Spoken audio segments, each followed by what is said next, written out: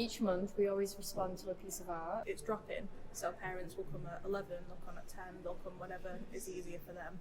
We always make a social story as well, so we can put all the information on there. I think it's beneficial to be in like a place that's creative. So we could easily do this in like a community centre, but it takes away every single element of what Open Doors is, which is being immersed in the culture. I think it's a really good one to connect to the community. We always provide a quiet room as well to provide that sense of comfort if people needed a little break from the session. You don't have to make anything. You don't have to be creative. You don't have to produce a wonderful piece of artwork. It's just the fact that you turned up and you've given it a go, and it's just a day out.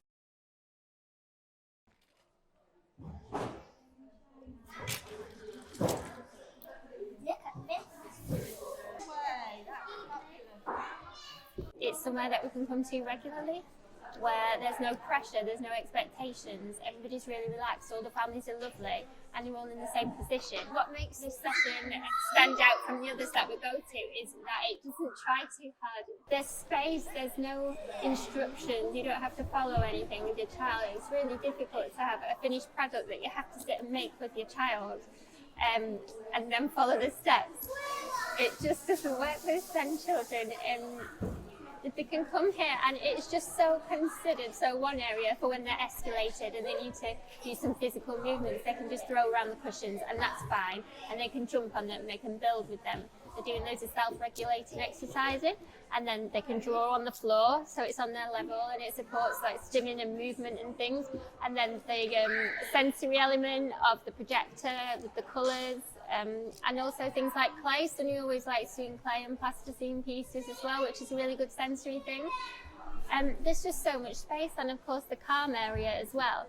We just don't get this anywhere else.